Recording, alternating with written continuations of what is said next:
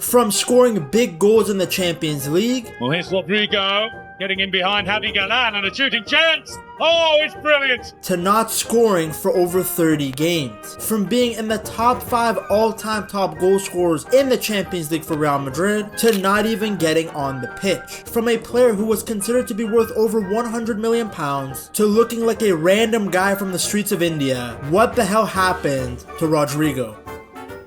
Rodrigo's situation at Real Madrid has been messy for a while now, and it seems like the cracks in his relationship with the club are finally showing. Speculation around his future actually began in the 2024-2025 season. It started after the Copa del Rey final against Barcelona. Madrid lost 3-2 in extra time, and reports came out that Rodrygo had told Ancelotti's staff that he didn't feel strong or in the mood to play. Sounds like my girl every time I ask her for sexy time. From that point on, doubts started creeping in about Rodrygo's attitude and motivation. His camp denied it, but whispers about his lack of intensity in training stuck around. After that, things just got weirder. He missed games with a supposed fever, pulled out of training sessions with small problems, and even watched an academy player get minutes ahead of him. Fans noticed, and so did the media. Now at this time, Ancelotti defended him publicly, but behind the scenes, Rodrygo's team weren't happy. They made it very clear to the club that Rodrygo wasn't being treated fairly. At the end of the season, he used the break to recharge both physically and mentally. He went back home to Brazil, spending time in Santos with family and friends, the same city where he grew up and began his career. But this is also where his dad, who is also his agent, stepped in. Eric voiced his frustrations about how Madrid had treated his son, and those complaints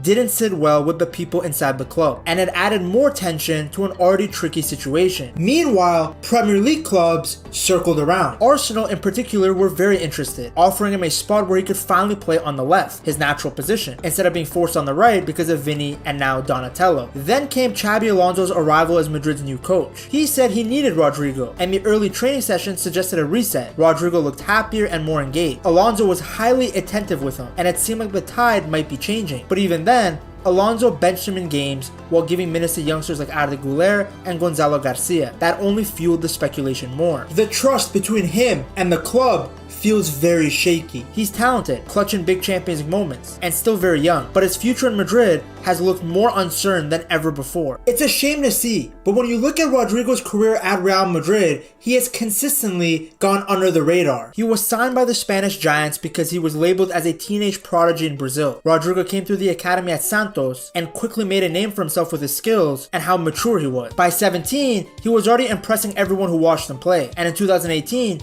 Real Madrid agreed to sign him for around 45 to 54 million euros, a huge sum of money for someone so young and so unproven at the time. He officially arrived in Madrid in 2019, just a year after Vini made the same move. Fans were hyped, seeing him as part of Madrid's next generation of stars. At Santos, he had already broken records, becoming the youngest Brazilian to ever score in the Copa Libertadores at the time. That showed early on that he wasn't afraid of the big stage, and when he got to Madrid, he wasted no time proving himself. On his La Liga debut in September of 2019, he scored with his very first touch, barely a minute after coming on. Then his real breakout came in the Champions League against Galatasaray. At just 18 years old, he scored a perfect hat-trick. Left foot, right foot, header, and he even got an assist in a 6-0 win. Only Raul had scored a Champions League hat-trick at a younger age. Right from the start, Rodrygo showed that he was the kind of player who was going to make the most of his chances. In the first season, the 2019-2020 season, he wasn't a regular starter, but whenever he did play, he made an impact. Madrid ended up winning the league, and Rodrygo chipped in with some key goals. Then in the Champions League, he did very well too, scoring a late winner against Inter Milan in 2020. That once again showed he can handle the pressure. Unlike a lot of young Brazilian wingers who rely on flair,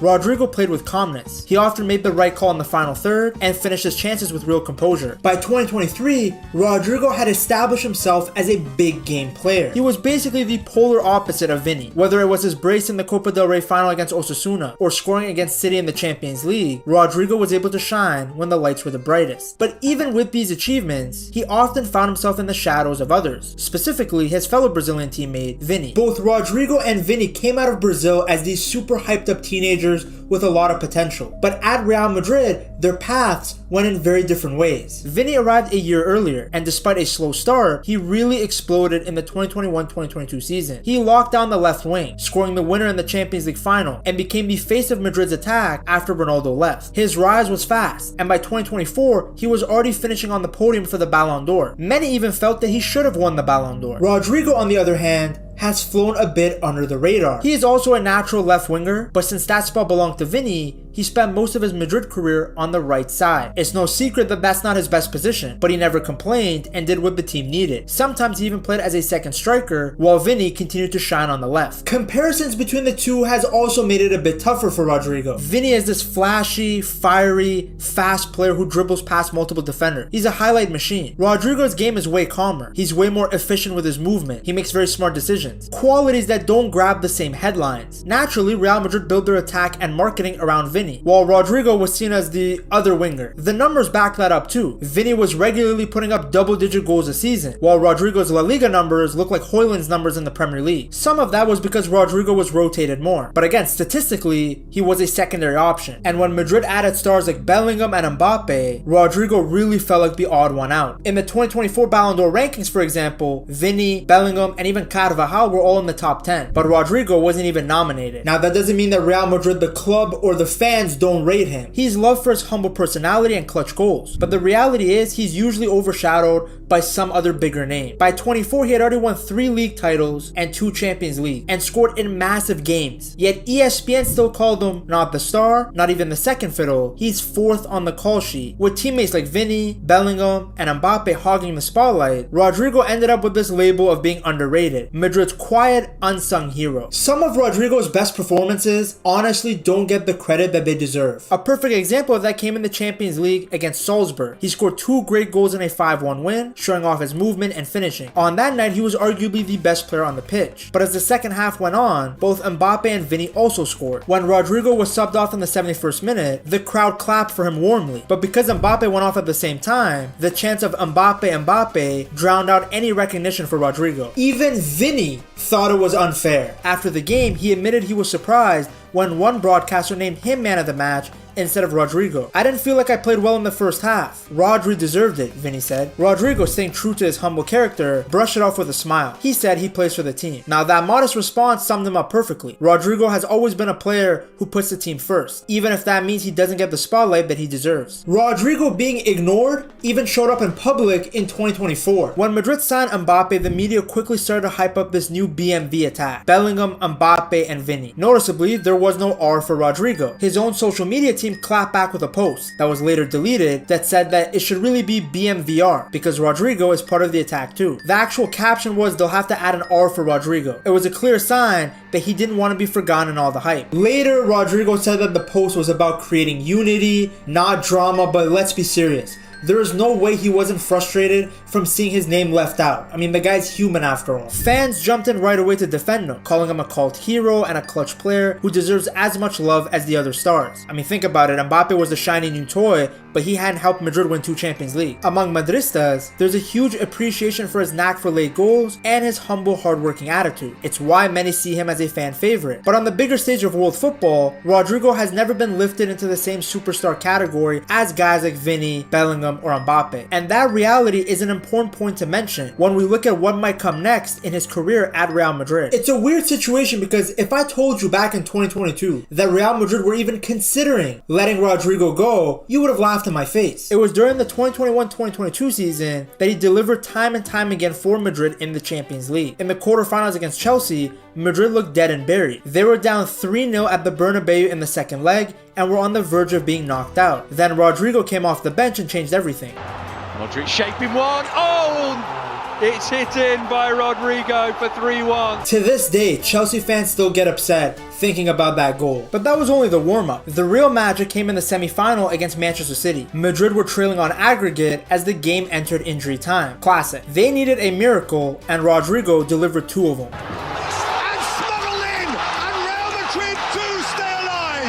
It's Carvajal's cross. Rodrygo! Oh, extraordinary! They prayed for miracles, and miracles arrived! In 60 unbelievable seconds, Rodrygo dragged Madrid from 5-3 down to 5-5 on aggregate, forcing extra time. The Bernabeu went from silence to total chaos, while Pep Guardiola and City were left with their balls in their hand. Madrid went on to win in extra time and eventually lifted the Champions League trophy in 2022. But without those 2 Rodrygo goals, they wouldn't even have reached the final. That's why fans started comparing him to club legends for his clutch gene. At just 21 years old at the time, his strike rate in the Champions League was already one of the best in Madrid's history. It was only second to Cristiano Ronaldo and Alfredo Di Stefano. That's the kind of company Rodrygo had put himself in. Now, Rodrygo hasn't only saved Madrid in Europe, he's done it in Spain too. Yes, I know Spain is in Europe, but you guys know what I mean. I'm talking about La Liga versus the Champions League. One of his best clutch moments came in the Copa del Rey quarterfinals in January of 2023, the Madrid derby against Atletico. He started on the bench that night, which was due to the fact that he showed some frustration about being subbed out in the previous round, but I'll get to that later, and Madrid were struggling after going 1-0 down. In the second half, Rodrygo came on and instantly changed the game. Picking the ball up from about 35 yards out, he weaved past several Atletico defenders on a brilliant solo run, and finished it off with a cheeky toe poke past Jan Oblak. That goal leveled the score, pushed the game to extra time, and Madrid went on to win. His celebration was just as memorable. Arms wide open, he later tweeted, "Hello, how are you? I'm the comeback kid." It was the perfect way to embrace his growing reputation for being the guy who sparked comebacks. By that point, it was hard to deny that whenever Madrid needed a rescue, Rodrygo was usually the one to step up. Now, having said all of this, Rodrygo deserves some of the blame too, because his journey hasn't been all smooth sailings. Yes, he's had the highest of highs, but he's also been incredibly inconsistent over the years. Unlike Vinny, his league numbers have never really exploded. There were stretches where he won a bunch of games without scoring or struggling to make an impact, especially against smaller teams that set up in a haram low block. When teams are sitting deep and defending with everyone behind the ball, Rodrygo can't do his thing. But when the game is open like the Champions League knockouts, or when Madrid are chasing a goal, he can use the extra space to his advantage. This contrast though meant that Rodrygo was not always a reliable week-to-week match winner. Coaches still believed in him, but he wasn't always one of the first names on the team sheet. This also put him in actually a nice position. If he scored the late winners, he got the praise. But when he went long stretches without scoring, nobody really cared. The blame would shift to Vinny, Ancelotti, and later Bellingham. There were also a few moments of tension though. The most talked about one came in January of 2023 during a Copa del Rey match, when Rodrygo refused to shake Ancelotti's hand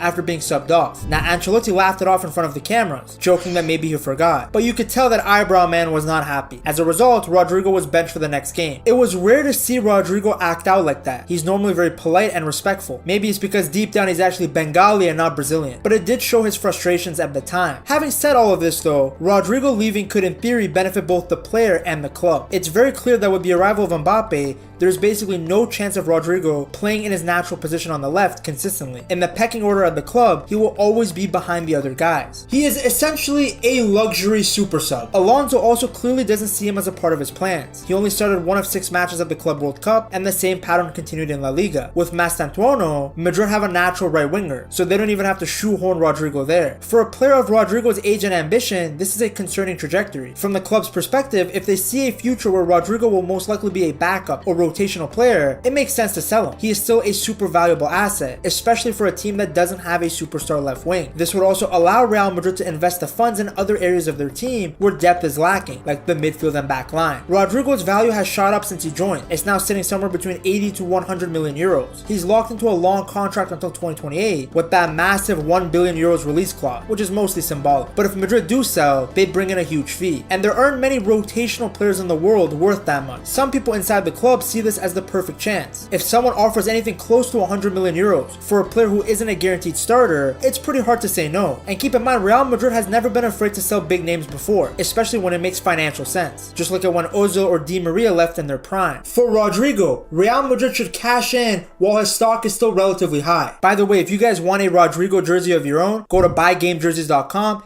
and make sure to use code PETTALKS at checkout. At this point in his career, Rodrygo wants to be more than just a rotation player. He wants to be a guaranteed starter and a star. Besides the one BMV post, he actually hasn't been very public about not wanting to play on the right hand side, but it's clearly obvious that he feels he's good enough that he doesn't need to be shoehorned into a random position just so that all the stars can fit in. If he were to leave, there would be no shortage of teams wanting him. I bet Arsenal would still be interested even with the signing of Eze. City would gladly take him on their left wing, especially since Pep has always been a fan of the Brazilian. Liverpool could use reinforcements on that side. And of course, the Saudis are always around with their oil money. For Rodrygo, leaving Real Madrid will definitely be bittersweet. He said before that he wants to stay at Bernabeu for many years, and this is the club where he's grown from a teenager into a man. He knows better than anyone that at Madrid, you're always just one moment away from becoming a hero again, and he's proven that plenty of times. Plus, very few clubs in the world offer the same status, pressure, and more importantly, the chance for trophies. And I mean, you can see, by 24, his medal collection is already stacked. But on the other side, he can finally have a chance to join a team where he would be the main man. At Madrid, he's in the shadow of bigger names. Somewhere else, he could be the face of the project, playing every week in his natural position and stepping into the spotlight. It's more responsibility, more pressure, but also more recognition when he performs well. At the end, it comes down to Rodrygo himself. Is he happy staying as a backup option at one of the biggest clubs in the world, or is he ready to lead a team on his own? Considering he's won almost everything there is to win with Madrid, and with reports hinting at dips in his motivation, maybe a move away is exactly what he needs to reignite his hunger. Sometimes a new challenge is what pushes a player to reach the next level. Now there's another player that's trying to reach that next level at Real Madrid and make his own mark, and that's Mbappe. To see how the Frenchman is doing his best to leave a legacy like his idol Cristiano Ronaldo, you gotta watch this video right here.